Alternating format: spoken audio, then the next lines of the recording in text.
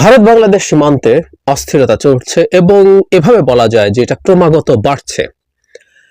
গতকাল আমরা অনেকে খেয়াল করেছি চাঁপাইনবাবগঞ্জ সীমান্তে যা হয়েছে সেটা ভয়ঙ্কর এবং এটা বড় বিপদের একটা আলামত তো বটেই। সে জায়গায় আসবো তার আগে আমরা খেয়াল করেছি নিশ্চয়ই গত বেশ কয়েকদিন ৮-১০ দিন হবে বিভিন্ন জায়গায় সীমান্তের বিভিন্ন জায়গায় সমস্যা হয়েছে। বিজিবি বিএসএফ মুখোমুখি হয়েছে, জনগণ কখনো কখনো বিজিবির সাথে গিয়ে দাঁড়িয়েছে। নট অনলি দ্যাট, দুই দেশ পরস্পরের দূতকে ডেকে এই সীমান্ত বিষয়ে সতর্ক করেছে, জবাবদিহিতা চেয়েছে। তার মানে ব্যাপারটা অফিসিয়ালিও চলে গেছে। বেড়া দিয়ে মূল সমস্যাটা তৈরি হয়েছিল ভারতের কাঁটাতারের বেড়া দেয়া নিয়ে, মানে সীমান্তের সমস্যাটা। শূন্য রেখা থেকে ১৫০ গজ পর্যন্ত একটা ফাঁকা জায়গা থাকতে হয়, এই মাঝের জায়গাটায় কাঁটাতারের বেড়া দেয়া যায় না। বাংলাদেশ পক্ষ অভিযোগ করেছে ভারত শূন্য রেখা থেকে ১৫০ গজের মাঝের যে জায়গা সেখানে বেড়া দিচ্ছিল, ফলে বিজিবি বাধা দিয়েছে এবং এই বিজিবির বাধার কারণেই কোনো কোনো জায়গায় ভারত বেড়া নির্মাণ করতে পারেনি এবং এই নির্মাণ করতে গিয়ে বাধার মুখে পড়ে আবার কোনো কোনো জায়গায় তারা সেটা করে উঠতে পারেনি। ফলে একটা উত্তেজনা আসলে চলছিল এবং একটা প্রভোক করার টেন্ডেন্সি আছে ভারতের দিক থেকে। আবার উল্টো ভারতের মিডিয়া যদি আমরা দেখি, ভারতের বেশ কয়েকটা জায়গা যেখানে নিয়মিত বাংলাদেশ সম্পর্কে কথা বলা হয় সেখানে বাংলাদেশ প্রভোগ করছে এই ধরনের আলাপ তোলার চেষ্টা হয়েছে। চাঁপাইনবাবগঞ্জের ঘটনা ঘটার আগে আমার মনে হয় একটা জিনিস, দহগ্রামে যা হয়েছে সেটা একটু যদি দেখি সেটা আমাদেরকে সাহায্য করবে। ওখানেও কাঁটাতারের বেড়া দেয়া নিয়ে আমরা জানি এই ছিটমহলটা মূলত ভারতের ভূখণ্ডে অবস্থিত। ৩ বিঘা করিডোর দিয়ে ওখানকার জনগণ বাংলাদেশে চলাচল করে। এক চুক্তির বলে এটা এখন মানে পুরো সময় খোলা থাকার কথা আছে, কিন্তু নানা রকম সংকট তৈরি করা হয়েছে। ওখানেও কাঁটাতারের বেড়া দেয়া হয়েছে এবং সেই বেড়া দিয়ে নানান রকম সংকট তৈরি করা হয়েছে। ওখানে ৩ বিঘা দিয়ে বাস যেতে দেওয়া হচ্ছে না, ট্রাকে পণ্য পরিবহন করতে দেওয়া হচ্ছে না, চরম সংকট আছে। এবং এখানে একজনের একটা মন্তব্য আছে, সেই মন্তব্য যদি পড়ি তাহলে এই জিনিসটা ক্লিয়ার হবে। আমি আসবো যে ভারত কেন আসলে এই কাজটা করতে চাচ্ছে, এই মন্তব্যে ইটস ভেরি ক্লিয়ার। আমরা ওই মন্তব্যে আসার আগে চাঁপাইনবাবগঞ্জের ঘটনার কথা বলি। এটা খুব বড় ভয়ের ব্যাপার, সেটা হচ্ছে দুই দেশের জনগণ এবার মুখোমুখি হয়ে গেছে এবং ভবিষ্যতে বাংলাদেশের সীমান্তরক্ষীদের নিশ্চিত হতে হবে যে কোনো সংকটে আসলে জনগণকে সামনে আনবো কিনা। আমরা জানি এর আগের বার যখন সীমান্তে সংঘর্ষ বা সংঘাতের পরিস্থিতি তৈরি হয়েছে তখন জনগণ বিজিবির পাশে দাঁড়িয়েছে এসে, এবং আমাদের স্বরাষ্ট্র উপদেষ্টা সেটাকে অভিনন্দন জানিয়েছেন। এটা এই সাহসিকতা নিশ্চিতভাবেই একটা অভিনন্দন জানানোর ব্যাপার। কিন্তু একই সাথে এই প্রশ্নটা আসে, আমাদের একটা প্রফেশনাল বাহিনী আছে যাদেরকে আমরা রিলাই করতে চাই যে ভারতের যে কোনো রকম হুমকি বা যে কোনো রকম তার দিক থেকে প্রভোকেশনের মুখে আমাদের বাহিনী যথেষ্ট ভালো পারফর্ম করবে, তাহলে আমাদের জনগণ সেখানে গিয়ে কেন দাঁড়াবে, এই প্রশ্ন আসতে পারে। এবং এই ধরনের ঘটনা যেখানে যে কোনো মুহূর্তে গোলাগুলি হয়ে যাওয়ার পরিস্থিতি থাকে সেখানে জনগণের দাঁড়ানোটা হয়তো বা ঠিক হচ্ছে না, বা ঠিক হচ্ছে না আমরা বলতেই পারি। গতকাল চাঁপাইনবাবগঞ্জে এবার পাল্টা হলো, আমরা ধারণা করতে পারি যে ভারত এটা কৌশল করেই করেছে। এবার যেহেতু অনেক মানুষের বিরুদ্ধে বিএসএফ দাঁড়িয়ে গেলে, প্রকাশ্য দিবালোকে গুলি করলো, মানুষ হত্যা করলো, এটা টাফ, তারা তখন ভারতের জনগণ এবার এই সংঘাতে লিপ্ত হয়েছে।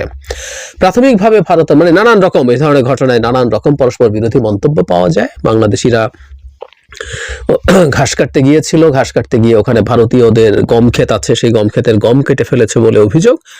তারপর তারা বেশ দলে দলে এসে এবং কাঁটাতারের বেড়ার যে গেট আছে সেই গেটটা বিএসএফ খুলে দিয়েছে, এরকম তথ্য আমি বিবিসি বাংলায় পেলাম।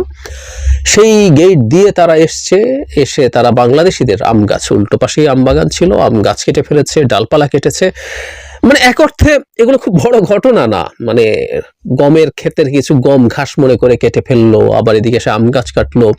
এরপর পরস্পরের বিরুদ্ধে শত শত মানুষ ঢিল ইটপাটকেল মারা শুরু করলো। এতে বাংলাদেশিদের অন্তত 5 জন আহত হয়েছে। নট অনলি দ্যাট, এক ধরনের হাতে তৈরি বোমা মারা হয়েছে। বিএসএফ টিয়ার শেল নিক্ষেপ করেছে, সাউন্ড গ্রেনেড ব্যবহার করেছে, যেগুলো আন্তর্জাতিক আইনে নিষিদ্ধ বলে বাংলাদেশের বিজিবির পক্ষ থেকে বলা হয়েছে, হুইচ শুড বি রাইট। তো তার মানে নিয়ম বহির্ভূত কাজ করেছে এবং সংঘাতটা এই পর্যায়ে চলে গেছে। পরস্পর বিরোধী মন্তব্য আছে। বাংলাদেশ পক্ষ এটা কোনোভাবেই স্বীকার করছে না। বাংলাদেশের জনগণ যারা ওখানে ছিলেন তারা দাবি করেছেন যে ভারত থেকে তারা সরাসরি নিজেরাই এসে কোনো রকম কোনো উস্কানি ছাড়াই এই কাজটা করেছে।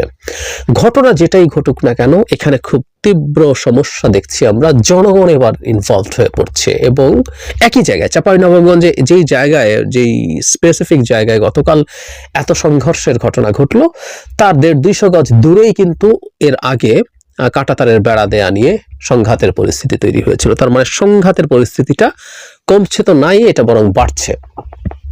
কি হতে পারে? ভারতের দিক থেকে সরকারকে নানাভাবে স্ট্রেসড করার চেষ্টা হচ্ছে। দহগ্রামের ক্ষেত্রে যে ঘটনা ঘটেছে, এটা দেখলাম যে ওখানে শূন্য রেখায় তারা কাঁটাতারের বেড়া দিচ্ছেন। এই ধরনের একটা বেড়া দেওয়ার শেখ হাসিনার একটা চুক্তি করেছিলেন তাদের সাথে। সুতরাং টেকনিক্যালি তারা কাজটা আইনগতভাবেই করতে পারে, যেহেতু এই চুক্তি করেছেন। মানে খেয়াল করি আমরা যে ভারতের পারপাস তার মতো করে মেটানোর জন্য শেখ হাসিনা সবসময় এক পায়ে দাঁড়ানো ছিলেন, এটা আমরা ভালো মতো জানি। কিন্তু কেন এটা করছে, এটা ওই যে বলেছিলাম দহগ্রামের ছিটমহলে যে ঘটনা ঘটেছেন, একজনের মন্তব্য একটু পড়ি।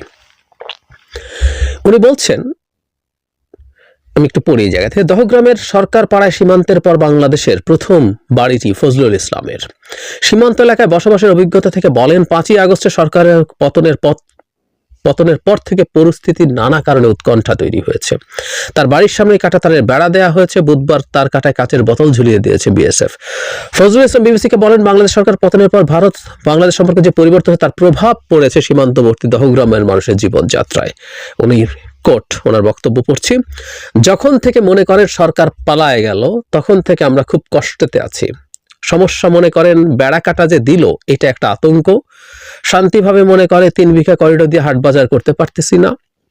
এই বেড়া কাটা দেওয়ার আগে মহিলা মানুষ ভাত নিয়ে মাঠ যাইতেছে, মাঠে আমরা কাজ করতেছি, ওরা দিতেছে পিটান। তার মানে আমরা খেয়াল করি খুব স্পষ্টভাবেই, এবং যেটা আমরা সবসময় বলতে চাই, সরকার পালায় গেল। শেখ হাসিনা পতনের চাইতে জরুরি কথা, শেখ হাসিনা পালিয়ে গিয়েছিল, সেটা আমরা বলতেই থাকবো, বলে মানুষের স্মৃতিতে এটাকে জীবন্ত রাখবো। যাই হোক, শেখ হাসিনা পালিয়ে যাওয়ার পর থেকে সংকট বাড়ছে। ইনফ্যাক্ট এই রিপোর্টের বিস্তারিত জায়গায় একই ধরনের কথা এখানে উল্লেখ করা আছে।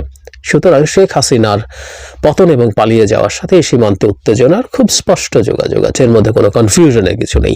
এখনো সীমান্তে ভারত মাঝে মাঝেই কিছু মানুষকে হত্যা করছে, আমাদের সরকার সেটার কঠোর প্রতিবাদ করছে, কিন্তু তারপরও তারা সেটা করছে।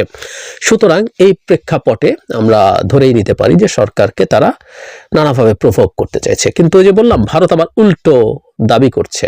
আমি সেই বিখ্যাত বা কুখ্যাত, বা আমরা মাঝে মাঝে কথ্য ভাষায় সবকিছুকে ঐতিহাসিক বলি না, ঐতিহাসিক পালকি শর্মা যথারীতি সীমান্ত সংকট নিয়ে তার টেক আছে ফার্স্ট পোস্টে। সেখানে তিনি মানে আমাদের স্বরাষ্ট্র উপদেষ্টাকে এই দায়িত্ব দেয়াটাকেও একটা প্রভোগ বলে দাবি করছেন, যে তিনি বিজিবির, তখন এটা বিডিআর ছিল, বিডিআরের চিফ ছিলেন, এবং পরবর্তীতে যে বিডিআর ম্যাসাকার সেটার তদন্ত কমিটিতে ছিলেন। এগুলো প্রত্যেকটা তার অযোগ্যতা হিসেবে এখানে সে সামনে আনার চেষ্টা করছে।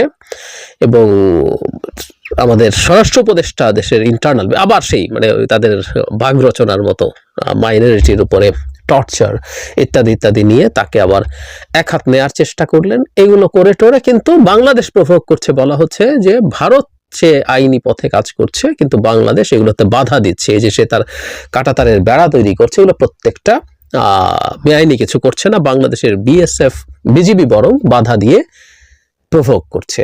এবং হুমকি টুমকি তো আছেই যে বাংলাদেশ ভারতের মতো এটার সাথে করে কি করতে পারবে না পারবে।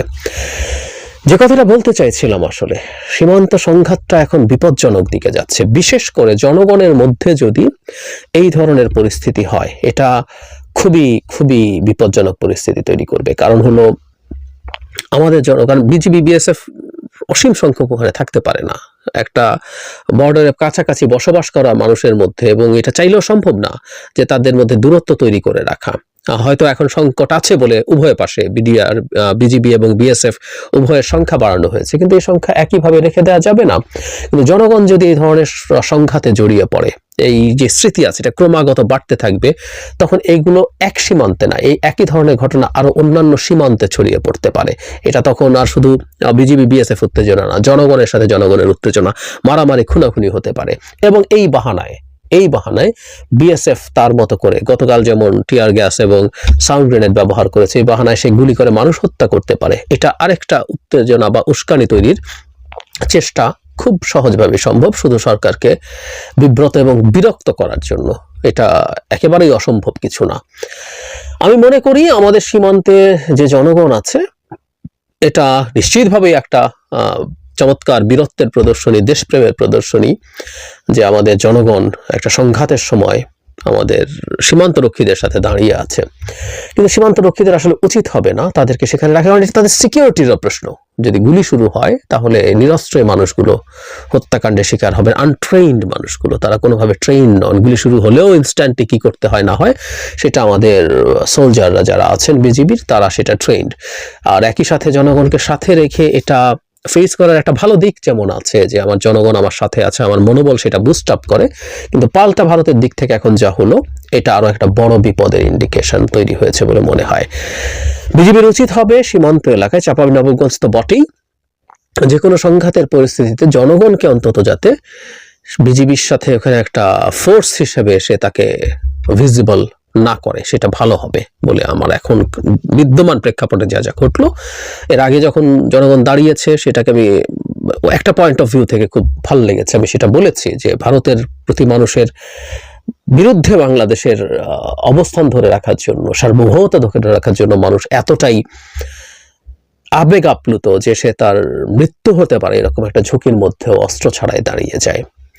অবশ্য অস্ত্র ছিল না, মানে হাতে কাস্তে ছিল, এটাকে পালকি শর্মা তার টেইকে আলাদা করে দেখাচ্ছে, বাংলাদেশিরা বিরাট অস্ত্র শস্ত্র নিয়ে হাজির হয়েছে, এসবও দেখাচ্ছে।